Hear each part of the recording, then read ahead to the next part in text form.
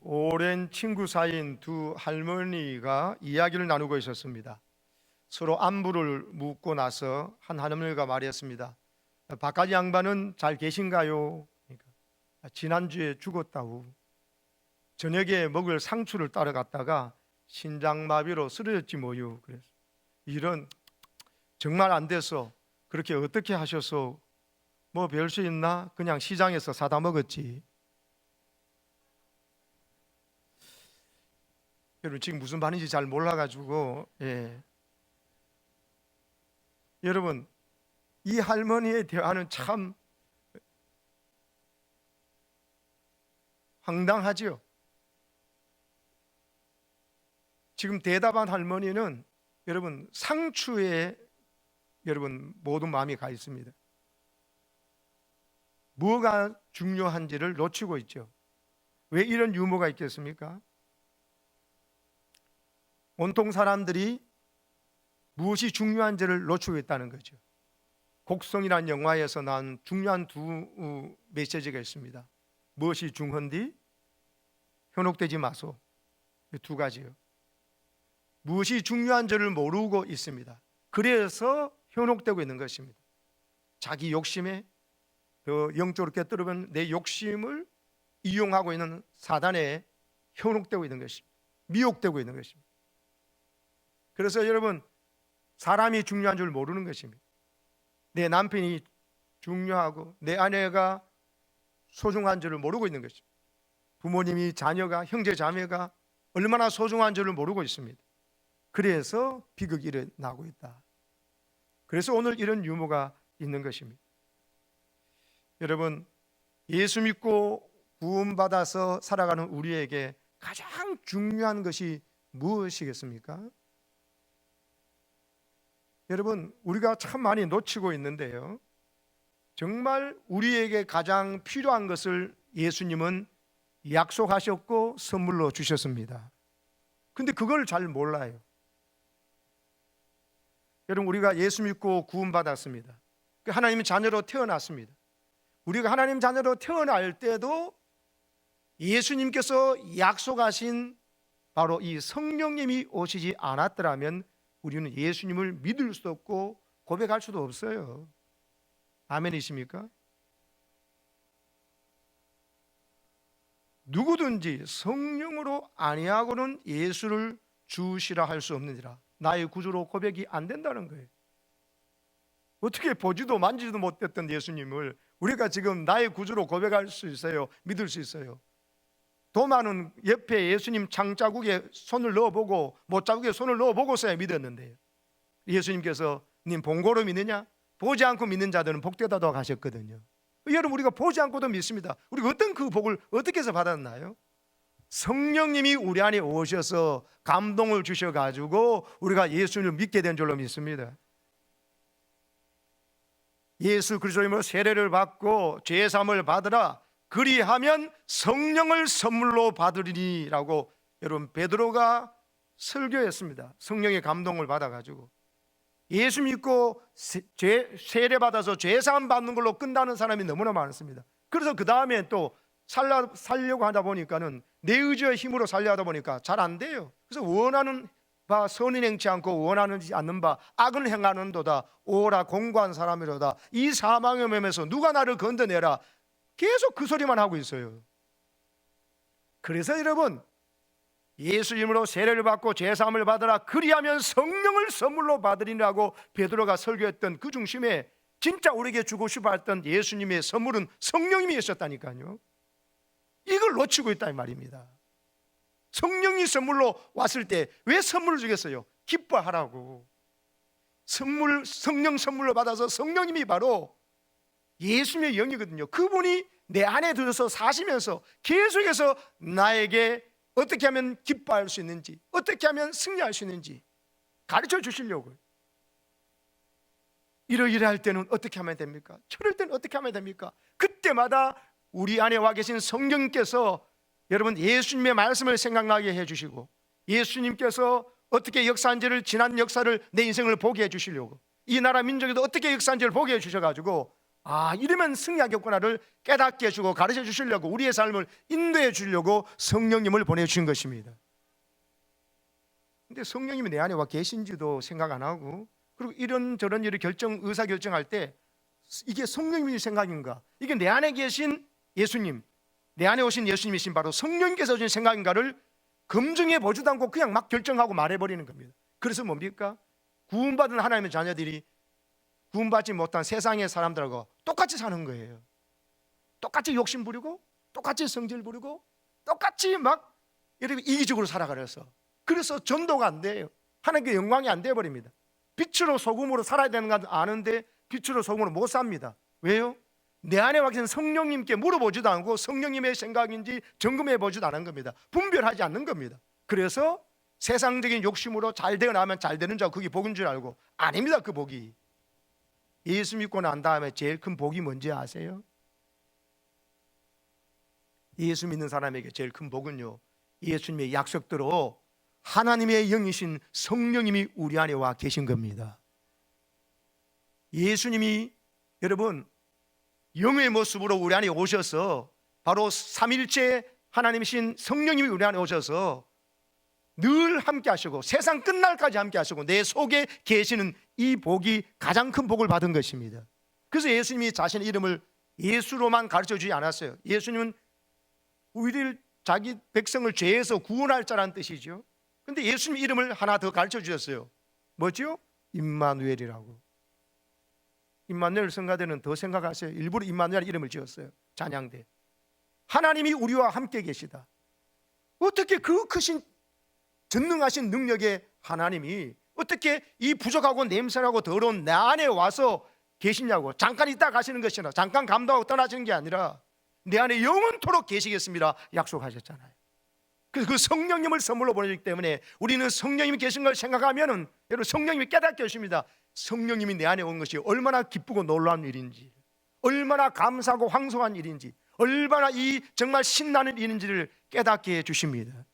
그래서 여러분 기쁨의 삶을 삽니다. 복음에 합당하게 진짜 복된 소리, 진짜 기쁜 소식을 알고, 예수님이 우리에 오셨다는 것도 기쁜 소식이고, 예수님 날 위해 죽으셨다는 기쁜 소식이고, 예수님의 부활은 그보다 더 기쁜 소식이었습니다. 또 정말 가장 기쁜 소식은 예수님께서 우리에게 그토록 보내주셨던 그 성령님이 2000년 전에 오순절 성령 강림 사건, 그때부터 임하셔서 모든 믿는 자가 있다면, 교회가 탄생되도록 할 때 성령님이 각 사람 심령 속에, 오늘 여러분의 심령 속에, 내 심령 속에 와 계신 것입니다. 그래서 오셔서 뭘 하신다고요? 요한복음 14장 26절 외우셔야 됩니다. 이제는요, 다시 띄워보세요. 시작. 보혜사 곧 아버지께서 내 이름으로 보내실 성령, 그가 너희에게 모든 것을 가르치고 내가 너희에게 말한 모든 것을 생각나게 하리라. 아멘. 성령이 우리 안에 오셔가지고 그냥 우리를 불편하게 하려는 게 아닙니다. 우리가 두렵고 떨릴 때가 있습니다. 이 일을 어떻게 결정해야 되지? 이 문제는 어떻게 해야 되는가? 그때마다 성령님께 물으면 성령께서 모든 것을 가르쳐 주신다고 하셨어요. 우리를 가르치시려고 오신 성령님이세요. 아멘이십니까? 그러면 성령님께 물으셔야죠. 내 안에 계신 성령님께, 성령님 이렇게 해서는 어떻게 하면 좋을까요? 이 시간을, 이 물질을 어떻게 하면 좋을까요? 제게 다시 건강을 회복시켜 주셨는데 이 건강 가지고 뭘 할까요? 물어보셔야죠. 그러면 성령님께서 친절하게 가르쳐주시고 깨닫게 해주십니다. 예수님의 말씀을 생각나게 하시고 설교를 생각나게 하십니다. 특별히 여러분, 성령님께서는요 우리로 하여금 기도하게 하셔요. 기도를 가르치신답니다. 왜냐하면 기도는 영적으로 호흡하는 것이거든요. 숨을 안 쉬면 못 살아요. 우리가 하나님의 자녀로 태어나고 숨을 쉬어야 될 거 아니에요. 예수님이 우리를 하나님 자녀로 태어나게 하시기 위해서 십자가의 고난을 당하셨습니다. 그리고 부활을 승리하셨습니다. 그러나 성령님을 보내주셔가지고요 여러분, 우리에게 새로운 생명 호흡이 있게 하셨습니다. 그래서 성령 우리 하여금 자녀로 태어났으면 항상 기도하게 하십니다. 기도 없이는 성령님의 역사를 느낄 수도 없고 인도받을 수도 없어요. 그래서 오늘 18절 말씀 읽어보세요. 18절 말씀은 시작. 모든 기도와 간구를 하되 항상 성령 안에서 기도하고 이를 위하여 깨어 구하기를 항상 힘쓰며 여러 성도를 위하여 구하라. 아멘. 보세요. 모든 기도와 간구를 하라 그랬어요. 모든 기도는 어떤 상황 속에서도 기도하라는 걸 겁니다. 간구하라는 겁니다. 기도와 간구는 똑같은 건데 상황이 조금 다르죠. 특별한 어려움이 없는데도 불구하고 이 모든 것이 하나님 은혜인 줄 깨닫고 계속해서 하나님 이 상황이 하나님 은혜입니다 깨닫고 감사하면서 하나님께 감사 기도 드리고, 또 하나님께서 주신 이 상황 속에서 이 어려움이 없을 때 오히려 이 평탄해 할 때 더 하나님 나라 확장 위에 살게 해달라고, 하나님 더 순종해 달라고 하는 그런 헌신의 기도, 이런 기도를 말하는 거죠. 간구는요, 급한 거예요. 간절히 구하는 거예요. 다급한 심정으로 목숨 걸고 기도하죠. 갑자기 가족 중에 누군가가 불치의 병에 걸리거나 큰 사고를 당했습니다. 또 어떤 어려운 경제적 문제에 닥쳐서 부도가 날려고 그러고 내 힘으로 어찌할 수 없을 때 그때 간구하게 되잖아요. 그리고 모든 기도와 간구를 하는 것이 여러분 이 그리스도인으로 살아가면서 가장 중요한 부분이라는 거예요. 평상시에도 아무 일 없을 때도 기도하고, 그 무슨 사건이 터질 때는 더 간절히 구하고, 그렇게 하되 중요한 거 보세요. 항상 성령 안에서 기도하라고 그랬잖아요. 따라합시다. 항상 성령 안에서 기도하고. 항상은 지금은 항상으로 번역인데 요 앞 번역은 무시로라고 그랬어요. 무시로. 무시로는 시도 때도 없이란 말이죠. 그러니까 숨 쉬듯이 숨을 우리가 어느 시간에 숨 쉬고 어느 시간 숨 안 쉬고 그러지 않지 않습니까? 그러면 죽잖아요. 숨 쉬듯이 항상 무시로 성령 안에서 기도하라는 말은 성령 밖에서의 기도가 있다는 거예요. 무조건 기도하는 게 아니에요, 여러분. 우리가 승리하려면, 하나님의 자녀답게 살고 빛처럼 소금처럼 살려고 하면요, 그냥 기도서는 안 됩니다. 성령 안에서 기도해야 됩니다. 성령 안에서 기도는 성령의 인도를 받는 기도를 하라는 거예요. 성령께서 가르쳐 주는 기도를 하라는 것입니다. 아멘이세요? 성령의 감동 따라서 성령 우리에게 평상시의 기도와 급할 때 간구할 수 있는 기도의 사람을 만들어 나가신다니까요. 근데 성령 안에서 기도하다 보면요, 어떤 큰 문제가 있더라도 낙심하지 않고 기도하면 되겠다는 믿음을 심어주세요. 예수님의 영이 내 안에 들어왔으니까.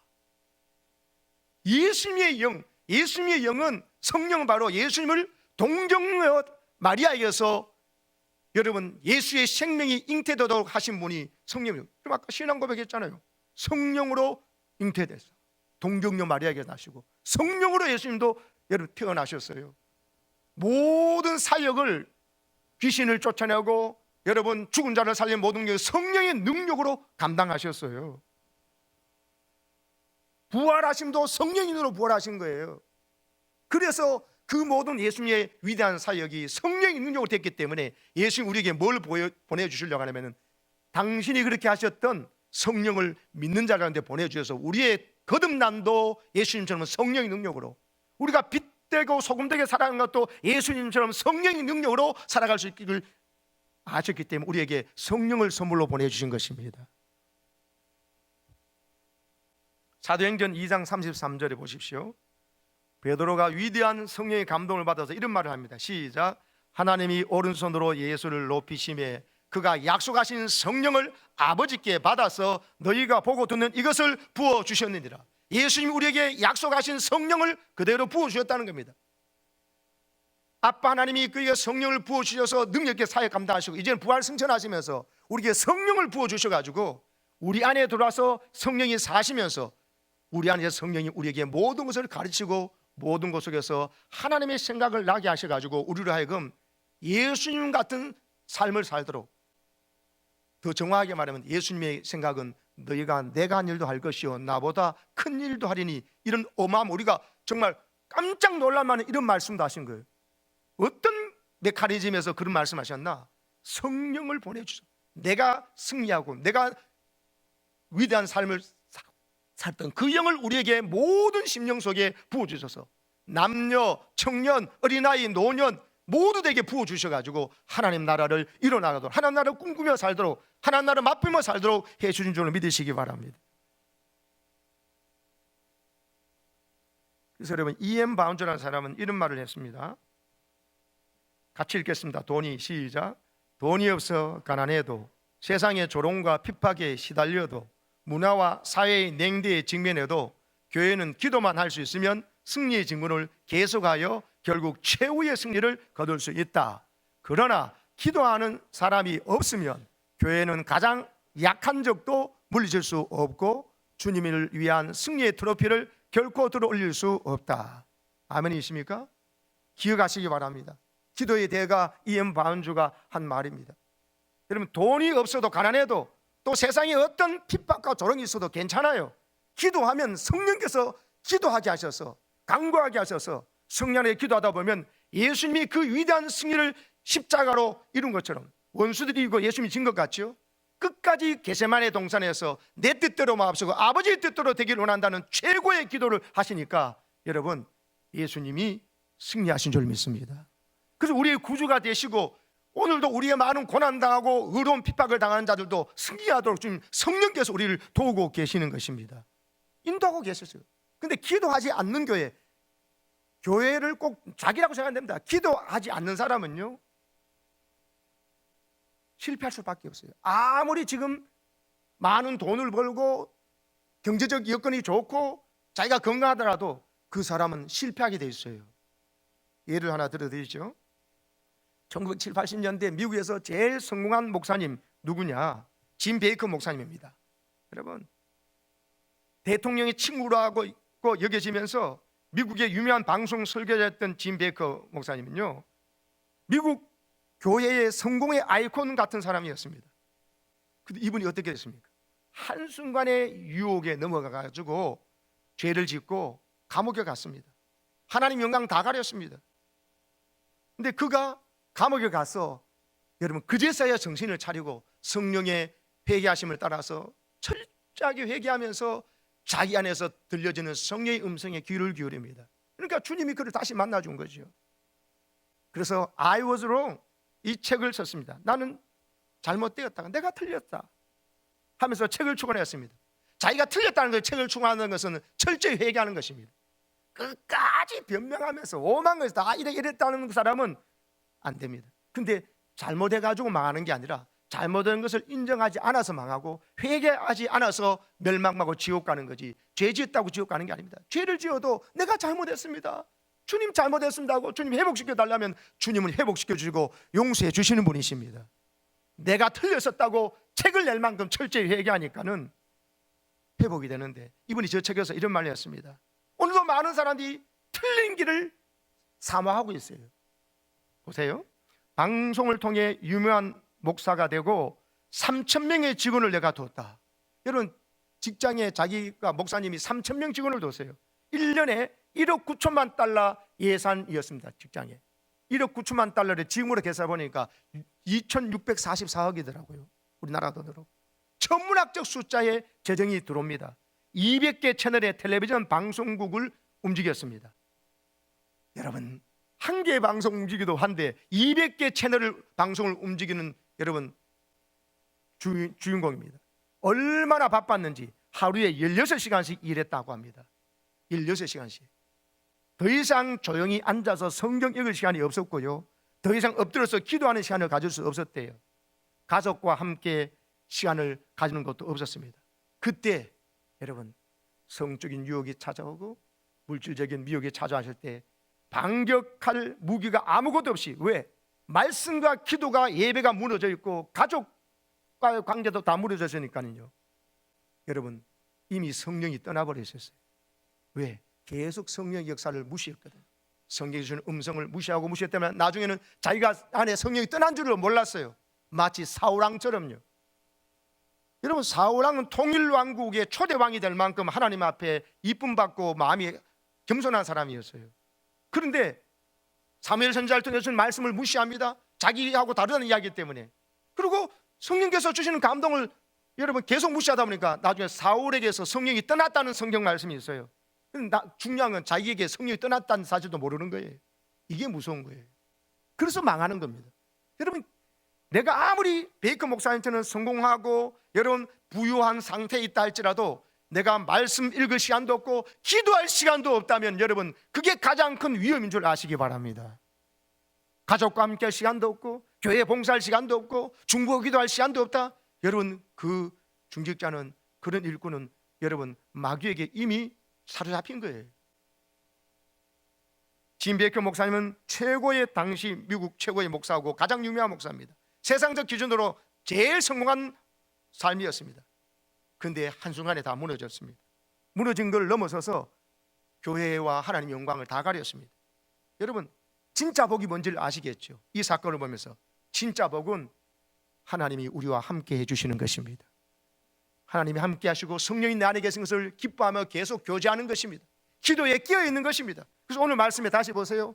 모든 기도와 간구를 할 때 항상 성령 안에서 기도하고 이를 하여 끼어 구하기를 항상 힘쓰라고, 끼어있으라고, 기도에 끼어있으라고 말한 것입니다. 기도에 끼어있을 때 어떤 역사가 일어나느냐, 지금 내가 급한 기도를 하고 내 필요를 위해서 기도했는데 이제는 여러 성도를 위해서 기도하는 단계로 나아간다니까요.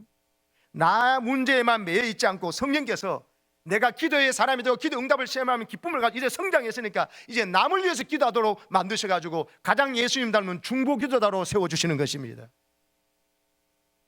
오늘 많은 사람들이 왜 중보 기도를 못하느냐, 중직자들이, 교회 일꾼들이 자기 문제 가지고도 기도와 간구도 못하고 무너져 있기 때문에 그런 거예요. 짐 베이커 목사님 때문에처럼 내가 일하는 시간이 16시간 일하고 그러면 돈은 많이 벌어주고 이걸 허겁지겁 계속 해야 되는 줄 아는 겁니다. 아닙니다. 오히려 일을 줄이고 200개 채널이 아니라 2개의 채널만 하고 여러분 180개, 190개를 잠깐 내려놓더라도 하나님의 기도할 시간을 마련해야 됩니다. 하나님의 성경을 시간을 마련해야 됩니다. 가족 예배를 드릴 시간을 마련해야 됩니다. 사랑하는 내 남편과 아내와 자식과 눈을 마주치고 은혜 나누는, 부흥회 때 은혜 받은 것을 나누는 시간을 가져야 됩니다. 그런 시간 못 가집니다. 그리고 또 돈 벌려고 돈은 잘 벌려지거든요. 그건 복이 아니고 위험한 상태에 있는 것입니다. 아멘이십니까? 진짜 복은요, 성령님이 내 안에 계신 것이 느껴지고 그게 기뻐 감사해서 여러분 찬송 부르는 것입니다. 감사해서 은혜 받은 걸 말씀을 나누면서 나눌 때 가족끼리 더 뜨거워지는 것입니다. 예수의 피로 맺어진 가족끼리 또 모여가지고 은혜 받은 말씀을 나눌 때, 또 오늘 주신 음성을 나눌 때 성령께서 더 뜨겁게 역사하셔가지고 나라와 하여금 이 마귀의 간사한 계략을 나를 넘어뜨리고 나를 미혹하는, 내가 여자에게 약한지 물질에 약한지 아니면 다른 여러분 어떤 다른 세상 그것에 약한지를 알아서 나를 미혹해서 넘어뜨리려고 하는 마귀의 역사를 물리칠 줄로 믿습니다. 10절 11절 읽어보세요. 그래서 오늘 말씀 10절 11절 시작. 끝으로 너희가 주 안에서와 그 힘의 능력으로 강건하여 지고 마귀의 간계를 능히 대적하기 위하여 하나님의 전신갑주를, 마귀의 간계라 그랬잖아요. 간사한 계략을 말했죠. 간사한 계략은 마귀가 우리에게 속아 넘어갈 만한 그럴듯한 거짓말로 우리를 미혹한다는 것입니다. 여러분, 이성에 약한 사람은 돈에는 안 무너지는데 이성에는 너무 쉽게 여러분 넘어가거든요. 이성에 약하지 않는 사람은, 그런 사람 우리나라에 별로 없지만도 여러분 이성에 약하지 않는 사람은 그러면 돈에 약한 사람이 있습니다. 돈만 생긴다면 뭐 예배고 뭐 사명이고 그걸 항상 뒷전에 두는 사람들이 있습니다. 세상적인 어떤 즐거움에 빠진 사람들은 교회의 중요한 모임보다도 세상 모임이 더 중요해요. 이게 여러분 영적으로 분별을 못합니다. 뭐가 중요한디? 현혹되지 마소. 여러분 그거를 똑같은 거예요. 그래서 상추 이야기하는 겁니다. 이 사람은 할아버지, 돌아가신 할아버지에 대해서 안타까움이 많은데 할아버지는 안중이 없어. 시장 가서 상추 사 먹었지 뭐. 이런 이야기하는, 이게 말이 됩니까? 이걸 보고 우습지만 슬픈 이야기는 뭐가 다 우프다 그러나 요즘. 여러분 얼굴이 너무 심각해가지고 더 이상 말을 못하겠습니다. 난도. 네. 여러분 성령의 주시는 감동 속에서 인도받아가지고 여러분 마귀의 관계를 능히 대적할 수 있도록 기도에 깨어있으시기를 축복합니다. 성령께서 우리에게 가르쳐주신다. 뭘 가르치느냐? 기도를 가르쳐주신다고 하는 것입니다. 여러분 성령께서는요 기도하면, 우리 고린도전서 2장 12절에 보면 이런 말씀이 있어요. 고린도전서 2장 12절에 보면 우리가 세상의 영을 받지 아니하고 오직 하나님으로부터 온 영을 받았으니, 하나님으로부터 온 영이 바로 성령이잖아요. 그 다음 이는 시작. 이는 우리로 하여금 하나님께서 우리에게 은혜로 주신 것들을 알게 하려 하심이라. 성령 우리 안에서 뭘 가르쳐 주냐면 우리에게 하나님께서 우리한테 은혜로 주신 것들이 뭔지를 알게 하신다니까요. 야, 하나님께서 이런 은혜를 내게 주셨네, 저런 은혜를 주셨네, 이런 아내와 남편을 주셨네, 깨달아지게 합니다. 성령께서 그런 역사를 하는데 안 물어보면요, 난 이것도 없네, 저것도 없네, 저 사람은 저것도 있는데 내겐 이거 없네, 저 사람은 저거 있는데 난 또 저것도 없네, 이렇게 하면 되는 겁니다. 성령의 이끌림 받아 기도하면요, 하나님께서 은혜로 주신 소중한 것들이 내 남편일 수도 있고, 내 아내일 수도 있고, 내 자녀와 부모일 수도 있고, 내 교회와 내 건강과 내 지금 사회적 지위와 또 지금 어떤 내 연약함도 하나님께서 깨닫게 하신 은혜일 수도 있습니다. 바울은 그걸 깨달았어요. 자기가 너무 사탄의 가시가 아픈 것인가 거둬가달라고 간절히 3번 기도했는데 하나님께서 말씀하시죠. 성령께서 깨닫게 하십니다. 내 은혜가 내게 족하다. 네가 약하니까, 네가 그것 때문에 교만하지 않고 계속 겸손히 나를 기도하고 있자니까 내 능력이 네가 약할 때 오히려 강하게 나가고 있다. 네 약할 때 내가 곧 강하다. 할렐루야. 그 소리 응답 듣고 다시는 이 병 낫게 해달라고 기도 안 했어요. 바울은 워낙 위대한 사람이어서 오히려 그 연약함, 사탄의 가시 같은 질병 때문에 끝까지 자만하고 교만하지 않고 쓰임받았던 것입니다. 때로는 성령께서 우리에게 그런 깨달음도 주십니다. 또 내가 일어난 어떤 비극적인 사건도 비극만이 아니에요. 오히려 그것 때문에 진짜 내가 예수를 만나고 하나님을 체험하고 성령의 음성을 듣고 인도받는 삶을 시작했다면 그것이 대박인 줄로 믿습니다. 그래서 우리에게 하나님께서 은혜로 주신 것, 선물로 주신 게 뭔지를 깨달으려면요, 성령에 민감하셔야 돼요. 그러면 깨닫게 해주시고 우리가 기도로 승리하게 해줄 줄로 믿습니다. 여러분, 12절이 중요합니다. 12절 읽어보시겠습니다. 시작. 우리의 씨름은 혈과 육을 상대하는 것이 아니요 통치자들과 권세들과 이 어둠의 세상 주관자들과 하늘에 있는 악의 영들을 상대함이라. 여러분, 우리가 싸우는 것은 혈과 육, 눈앞에 보이는 사람하고 싸우는 게 아니라는 거예요. 우리 보통 사람하고 싸우려고 그러거든요. 시어머니하고 싸우려고 그러고, 남편하고 싸우려고 그러고, 아내하고 싸우고, 자식과 형제 자매 간에, 교인들 간에 싸우려고 그러거든요. 그 마귀에게 쏘가 넘어가는 거라는 거예요. 이게 마귀의 관계니까 마귀의 관계에 넘어가지 않으려면 우리의 싸움이 사람과 싸움이 아니고 통치자들과 권세들과 이 어둠의 세상 주관자들과 하늘에 있는 악의 영들과 싸우는 것인 줄 깨달으시기 바랍니다. 이게 기도할 때 이게 깨달아져요. 가르쳐 주세요, 성령께서.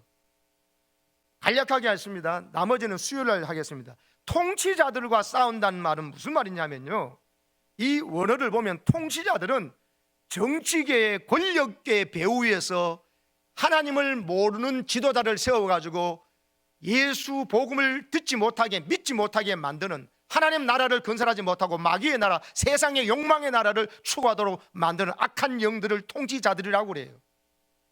여러분, 북한의 김일성 정권, 김정은 정권 같은 겁니다. 예수 믿는 사람 무조건 잡아 죽이잖아요. 고문하잖아요. 인간답게 살지 못하다 하잖아요. 하나님을 대적하는 사고방식을 가지고 그런 사람들이 있으니까 온 백성이 지금 아직도 여러분 저렇게 저주받은 나라가 되어 있잖아요. 여러분, 히틀러 같은 독재자가 다 나와서 유대인들을 여러분 600만 명을 가스수를 보내 죽이는 이런 자들을 세워가지고 기독교를 말살하고 사람을 차별 대우하려고 하는 거예요. 마귀들이라는 역사입니다. 그런 지도자를 세우지 않도록 기도해야 됩니다. 그래서 국회의사당을 위해서, 청와대를 위해서, 백악관을 위해서, 여러분 수상드리는 곳을 향해서 기도해야 됩니다. 또 법원을 위해서도 기도해야 됩니다. 바른 재판 안 하니까 모든 재판이 엉망진창이 되니까 문제가 되는 거예요. 권세자들이 뭐냐면 특정 지역을 장악한 귀신들을 말합니다. 특별히 여러분, 저 미아리 가면 점송촌이 가득하잖아요. 하나님의 가정에 있는 무당들이 가득해가지고 사람들이 거기 가서 점축 앉았다고요. 무당이 어떻게, 귀신은 흉내만 낼 뿐이지 사실은 모르는 거예요. 인간의 생사를 주관하신 하나님이 와서 예배하고 자기 아들까지 주시고 자기 생명까지 나를 위해 주셔서 사랑하시는 하나님께 와서 예배하고 기뻐하며 물으면 성령께서 인도해 줄 텐데 거짓 영에 미혹돼 가지고 점집에 가고 무당 푸닥거리하고 결혼식 날짜 잡는데 무당한테 가지고 손 없는 날이라고 잡고, 이게요, 이게 바로 귀신에게 우리가 이용당하는 거예요. 성남은 카바레가 많지요. 여러분, 암스테르담은 동성 여자들이, 시카고에는 땡들이 그렇게 많잖아요. 그 지역을 장악하는 악한 귀신들이 있다는 거예요. 거기에 넘어가지 않도록 해야 됩니다. 여러분 588이 그게 옛날에 창년촌이었는데 그거 없애놓으니까 없어진 게 아니라 지금은 일반 주민 주택가에 돌아버렸어요. 오피스텔에 돌아버려요. 사무실이 아니라 그것이 그런 곳이 돼버린 거예요. 여러분 이게 바로 어느 한 지역이 아니라 이제는 전 전국을 음란한 곳으로 만들어가는 사탄의 역사에 우리는 기도로 대적해야 된다는 겁니다. 세 번째가 뭐 해보세요? 어둠의 세상 주관자들. 이건 거짓말을 통해서 진리를 왜곡하는 거예요. 거짓 종교를 세워가지고 당신도 이래 하면 구원이 있다고. 이슬람교나 불교나 뭐 힌두교나 뭐 유교나 무속신앙 다 뭐 괜찮다고 말해버리는 거예요. 괜찮습니까? 예수 외에는 구원의 길이 없습니다. 근데 거짓 종교들 세우고 거짓 철학과 특별히 잘못된 이념, 특별히 하나님이 없다는 무신론의 사회주의, 공산주의 이데올로기로 이념과 사상으로 뭉친 사람들이 여러분 너무 많습니다. 그 사람들은 어둠의 세상 주관자들에게 호소된 자들입니다. 교회 안에도 그럴 수가 있어요. 정신 안 차리면 말씀드렸죠? 신학교 안에서 자유주의 신학자들이 있어요. 예수님이 속죄를 믿지 않는다니까요. 예수님의 사회혁명가하고 운동가 민중신학을 하는 사람들이 그런 거예요. 잘못된 신학하고 잘못된 책 읽으면요 여기에 물들어서 자기는 구원받은 사람인 줄 아는데 아닙니다. No. 어둠의 세상 주관자들인 바로 악한 영에 뿌려놓은 잘못된 이념과 사상에 매몰되어 가지고 여러분 미혹되지 마시기를 축복합니다. 마지막이 저게 뭐냐면 하늘에 있는 악의 영들 상담인데 저게 여러분 보통 말하는 각 개인에게 사람에게 역사하는 귀신들입니다. 저 귀신들은 어떻게 하냐 우리 개인의 삶에 와서 역사하는데 특별히 생각의 역사인데 생각을요 잘못된 사고방식을 집어넣는 거예요. 하나님 나라 가치관이 아니고 세상에서 배운 공부했던 세상 선생님이 가르치는 그 역사관과 가치관을 가지고 살아가는 거예요. 그러니까 서로 비교 의식과 또 열등한 거 이런 마음을 갖게 되어 가지고 그래서 세상을 저주하고 수조 계급론에 빠지고 역사적으로 이미 끝장난 이념 사상을 막 받아들여 가지고 아직도 그 이야기하고 앉았다니까요. 사단이 그 사람의 생각을 이 마인드를 완전히 오염시켜 놓은 거예요. 두 번째가 마음인데요. 이 교만한 마음 가지거든요. 하나님을 앞에 예배 안 드리고 하나님 앞에 무릎 안 꿇는 사람은 교만한 사람이에요. 완악한 것은 고집이 센 거예요. 완고하고 아주 고집이 센 거예요. 특별히 불순종 거역하고 특별히 이기적이에요. 자기만 생각하면 나뿐인 생각만 하는 거예요. 늘 나만 생각하는 거예요. 내가 이런 생각하는 게 이게 지역 이기주의도 똑같습니다. 지역 이기주의에 매몰돼 가서 우리로 하여금 하나님 나라를 못 보게 하는 거예요. 저는 전라도 아내와 경상도 총각이 결혼했지만 아니에요. 우리 두 사람은 하나님 나라가 고향이에요. 천국이 고향이에요. 만나서 이야기해보고 하니까 기도 제목이 있고 내 기도에 맞아서 결혼을 했거든요. 만난 지 석 달 만에 결혼했거든요. 여러분 하나님 나라의 동력자 너무 헌신된 사람을 찾으니까 또 하나님께서 기도한 중에 반드시 주신 응답이 있으니까는 여러분 결혼을 했는데 너무 좋아요. 지역에 대한 편견을 가질 수가 없어요. 왜? 내 처가가 장인어른 장모님이 여러분 경전라도인데 근데 그게 아니에요. 고향이 하나님 나라더라고요. 여러분 지역 이기주의에 절대로 매몰되지 마시기를 축복합니다. 우리의 고향은 천국이에요. 하나님 나라 가시관으로 물들어야 돼요. 그래서 다시 띄워줘 보세요. 그래서 여러분 이기주의에 빠지고 그리고 불신하는 마음을 줘가지고 여러분 마음이 여러분 지옥 같은 마음이 되는 거예요. 늘 불평 원망이 되니까. 그래서 마지막에 입에 역사하는데 악한 영이 우리 입에 말로 모든 복을 다 여러분 걷어차버립니다. 수고는 엄청나게 해놓고 말로 수고한 거 다 없애버려요. 여러분 그러니까 말은 단순한 말이 아니라 마귀가 우리의 역사는 가장 공격이 심한 마지막 툴이 입이에요. 이 마우스예요. 입에서 남을 칭찬하고 인정하고 위로하고 격려할 말이 아니라 늘 잘못한 걸 찾아가서 비방해요. 그리고 험담해요. 그리고 이간질해요. 이게 마귀가 하는 짓을 하는 겁니다. 그러면서 화를 잘 내요. 그리고 자기 자랑을 많이 해요. 자기 자랑이 안 되면 화내고 소리치고 난리가 나요. 그게 뭐냐면 하늘에 있는 악의 영들, 귀신에게 사로잡힌 자가 입에서 나오는 열매들이라니까요. 근데 성령의 인도를 받아 입만 나오면 감사하고 찬송하고 고마운 걸 찾고 이렇게 되어 있습니다. 사랑하는 여러분, 마귀가 우리에게 언어로 실수하고 말로 실수하게 한다. 근데 그 앞에는 뿌리가 보니까는 뭐라고요? 먼저는 생각에 잘못된 생각을 집어넣어가 그렇고, 그 생각을 품으니까 마음에 여러분 뿌리를 내려가지고 내 입에서 나오는 거를 알고는, 여러분 성령의 인도를 받는 기도를 통해서 나도 모르는 사이에 예수님의 말이 나오고 성령 주는 생각이 나오기를 축복합니다. 하나님 나라 갖추나 무장되어 가지고 우리 서로 볼 때마다 기쁘고 감사한 일을 말하고, 그리고 내 자랑 그만하고 이젠 예수님 자랑과 하나님 은혜 받은 말씀을 자랑하면서 서로 나눌 때 여러분의 가정과 우리 교회라는 하나님의 가정이 놀라운 복을 받고 기쁨과 감사가 충만한 이 마지막 시대 마귀의 관계를 상해서 승리를 선포하고 보여주는 그런 삶을 살 줄로 믿습니다.